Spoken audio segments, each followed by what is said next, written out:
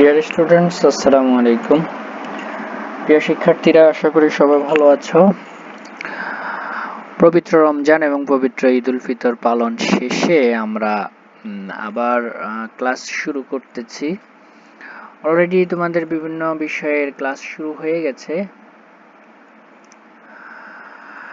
আশা করি তোমরা বাসায় অবস্থান করে তোমাদের ক্লাসগুলো প্র্যাকটিস করে নিচ্ছ।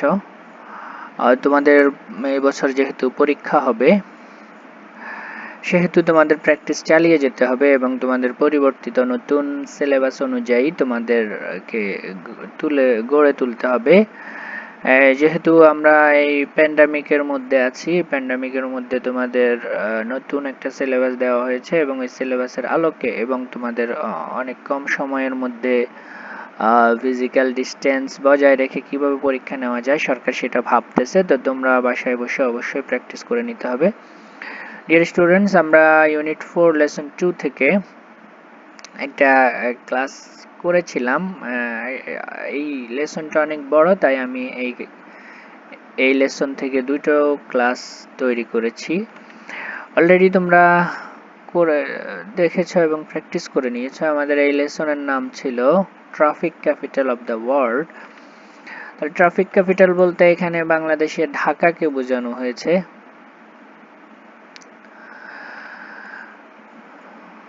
আমরা এই লেসনে একজন এনজিও কর্মীর এক্সপেরিয়েন্স পড়েছিলাম, যে বাংলাদেশের কিভাবে আমাদের ঢাকাতে ট্রাফিকে জ্যাম লেগে থাকে এবং এই ট্রাফিক জ্যামের কারণে আমাদের কি ক্ষতি, আর্থিক কি ক্ষতি, শারীরিক কি ক্ষতি, সময়ের কি অপচয়, এইসব বিষয়ে উনি আলোকপাত করেছিলেন।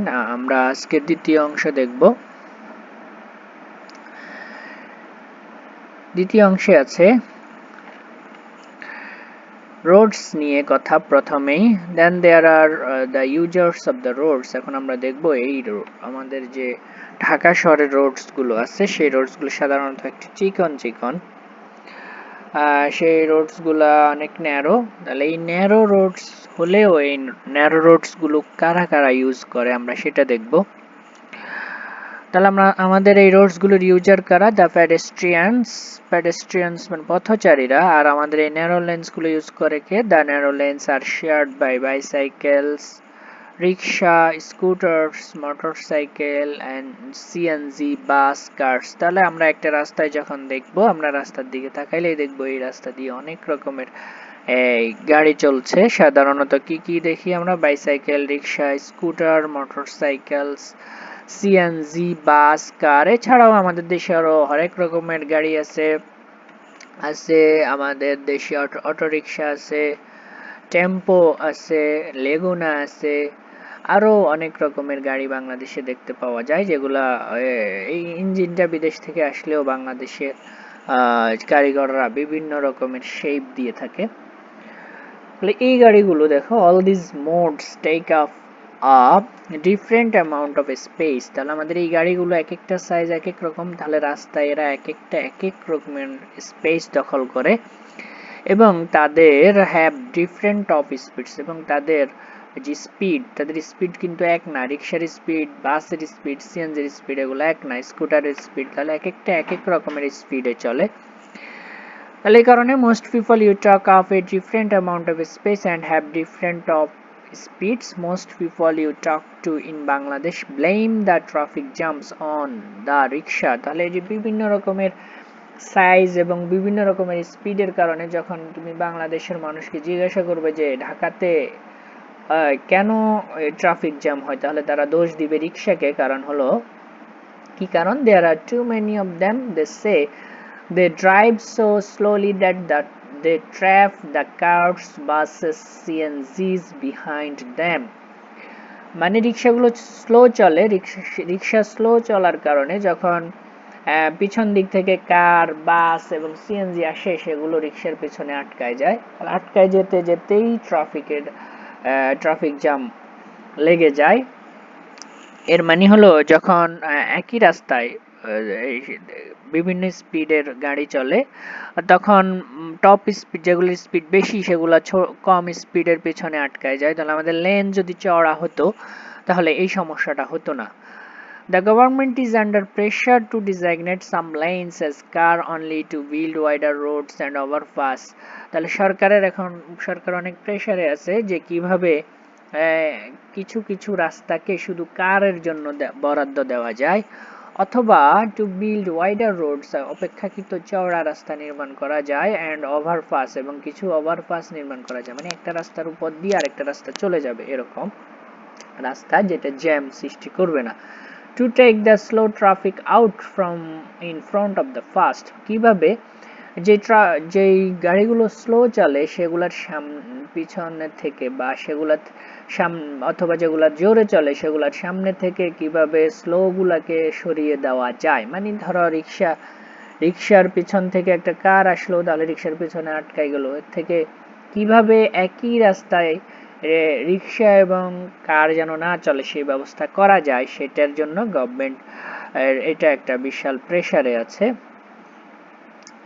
And this brings us to the third reason why the traffic problem is so difficult to solve, এবং আরেকটা কারণ হলো, এই 3 নাম্বার যে কারণ সেটা হলো ট্রাফিক প্রবলেমটা কেন এত কঠিন, এই সমাধানটা কেন কঠিন। All of this fixes sound easy and obvious, তাহলে এই সবগুলোর একটা সহজ এবং স্পষ্ট কারণ হলো দে কাম এট এ কস্ট, এগুলাতে অনেক খরচের একটা বিষয় আছে। তাহলে এই সমস্যার সমাধানটা একটা বিশাল খরচের বিষয়। 1.5 million people drive rickshaw for a living, বলছে 1.5 মিলিয়ন মানে প্রায় 15 লক্ষ মানুষ রিক্সা চালায়, ঢাকা শহরে প্রায় 15 লক্ষ মানুষ রিক্সা চালায়, প্লাস অ্যানাদার ফিউ 100,000, এবং আরো প্রায় 1 লক্ষ মানুষ যারা ওন অ্যান্ড রিপেয়ার দেম, মানে যেগুলো এই রিক্সাগুলোর মালিক এবং এই রিক্সাগুলো ঠিক করার সাথে জড়িত। তাহলে 15 লক্ষ মানুষ যদি রিক্সা চালায়, প্রায় আরো 1 লক্ষ মানুষ হলো এই রিক্সাগুলোর মালিক এবং এই রিক্সাগুলো মেরামতের কাজে জড়িত। Government efforts to get people out of rickshaw and into buses and trains are going to attract huge opposition. তাহলে গভর্নমেন্ট চেষ্টা করে যাচ্ছে যেন মানুষদেরকে এই রিক্সা থেকে বের করে বাস এবং ট্রেনের প্রতি অ্যাট্রাক্ট করা যায়, সেই জন্য যাতে রিক্সার প্রেসারটা কমে। Even increasing bus capacity is more complicated than it sounds. তাহলে যেই পরিমাণের বাস বাড়তেছে ঢাকা শহরে সেটাও কমানো অনেক কমপ্লিকেটেড বিষয়। A 2009 World Bank analysis found 60 separate bus companies in Dhaka. তাহলে 2009 সালে ওয়ার্ল্ড ব্যাংকের একটি বিশ্লেষণে দেখা গেছে যে ঢাকা শহরে প্রায় 60টা বাস কোম্পানি আছে। Since the bus companies compete with one another, এবং এই বাস কোম্পানিগুলো একটার সাথে প্রতিযোগিতা করে, কম্পিট করে, the drivers have every incentive to drive aggressively and take more passengers than the buses can hold. বলছে ড্রাইভারদেরকে পুরস্কৃত করা হয় তারা যদি জোরে বাস চালায়, অ্যাগ্রেসিভলি বাস চালায় এবং বেশি বেশি প্যাসেঞ্জার নিতে পারে, এবং তাদের যে ক্যাপাসিটি আছে ক্যাপাসিটির থেকে যদি বেশি প্যাসেঞ্জার নেয় তাহলে তাদের ইনকাম বেশি হবে, ইনকাম বেশি হলে ড্রাইভারদেরকে ইনসেন্টিভ দেওয়া হয়। What's more, the public transport is not all that public.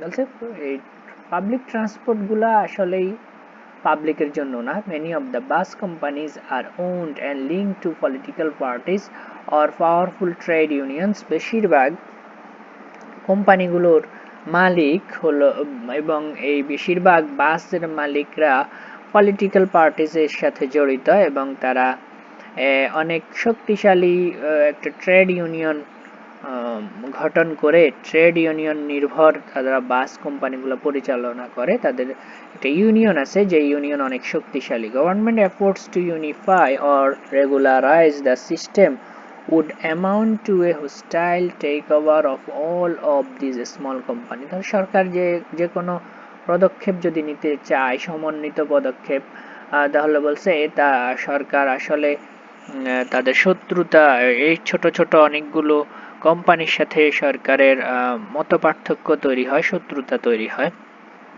The obvious solution is to separate the rickshaw from the cars. তাহলে স্পষ্ট একটা সলিউশন হতে পারে রিকশাকে কার থেকে আলাদা করা। From the CNGs, give each of them lanes and lights according to their top speed. তাহলে বলছে কার কার এবং সিএনজি যেগুলার স্পিড বেশি সেগুলোকে অবশ্যই রিক্সা থেকে আলাদা করতে হবে, তাদেরকে লেন আলাদা করতে হবে, তাদের স্পিড অনুযায়ী লেন আলাদা করতে হবে। আর কি করতে হবে, make car drivers pay the cost of taking up more space on the roads. এবং যারা ড্রাইভার তারা যারা বেশি জায়গা দখল করে তাদেরকে অবশ্যই বলছে কি করতে হবে, বেশি জায়গা দখলের জন্য তাদেরকে পে করতে হবে, অতিরিক্ত অর্থ প্রদান করতে হবে, তাহলেই তারা এই ব্যাপারে একটু হুঁশিয়ার হবে। But that politically speaking is unrealistic. কিন্তু যদি রাজনৈতিকভাবে বক্তৃতা দেওয়া হয় সেটা হবে অবাস্তব। Car owners are a small part of the population but they are the most influential. বলছে কার মালিক যারা তারা হলো খুবই কম কিন্তু তারাই হলো বেশ প্রভাবশালী। কার ওনাররা অনেক কম কিন্তু তারাই সমাজের বেশি প্রভাব বিস্তার করে আছে।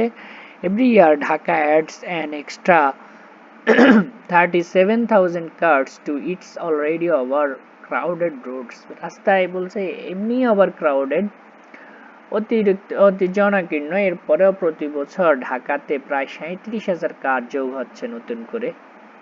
Think about all this from a Bangladeshi politician's point of view. এটা যদি তুমি একজন বাংলাদেশি রাজনীতিবিদের মত মনে করো, any attempt to solve the traffic mess means annoying.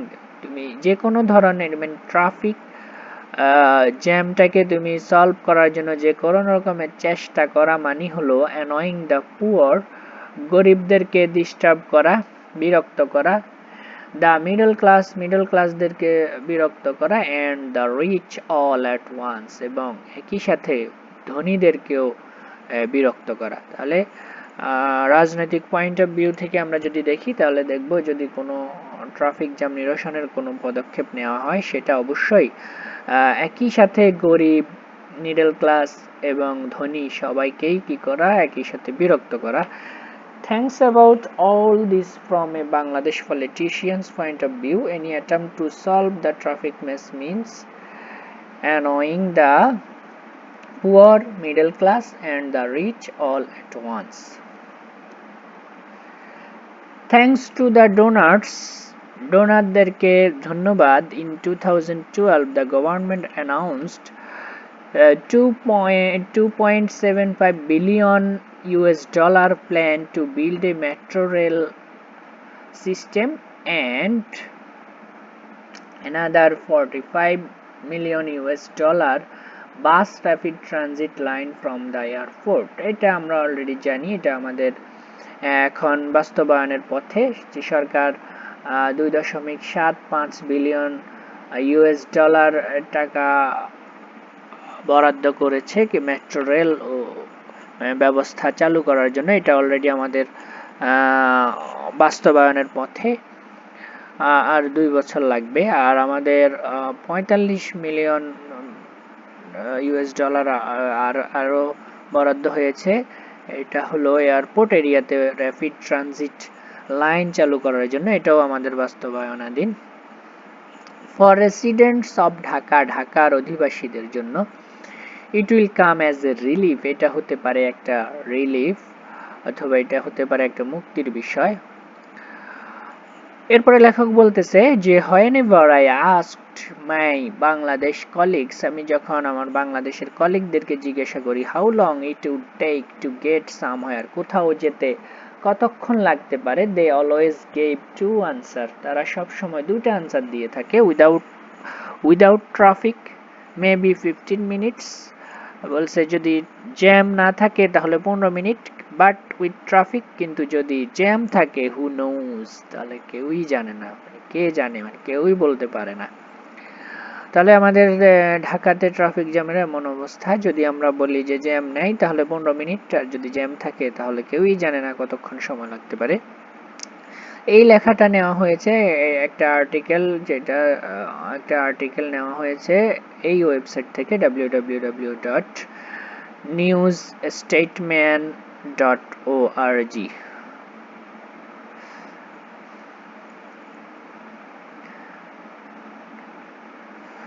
Dear students, এইটাই ছিল তোমাদের প্যাসেজ অংশ। তোমরা আশা করি কোশ্চেন অংশ এবং কোশ্চেন অংশগুলো প্র্যাকটিস করে নিবে। কোশ্চেন অংশগুলো তোমাদের এইবার নতুন সিলেবাস অনুযায়ী একটু পরিবর্তন আছে, সেই হিসেবে তোমাদের ফ্লো চার্ট বা ইনফরমেশন ট্রান্সফার এগুলো পড়া লাগবে না। তোমরা অ্যান্সারিং কোশ্চেন পড়তে হবে আর মাল্টিপল চয়েস কোশ্চেন পড়তে হবে। ভালো করে পড়ে প্র্যাকটিস করে নিবে, আর যত বেশি প্র্যাকটিস করবে ততই তোমাদের জন্য ভালো হবে। পরীক্ষার প্রিপারেশনে এগিয়ে যাবে তোমরা, তোমাদের পরীক্ষা ভালো মার্কস আসবে। সে পর্যন্ত ভালো থাকো, সুস্থ থাকো, বেশি বেশি প্র্যাকটিস করো। আল্লাহ হাফিজ।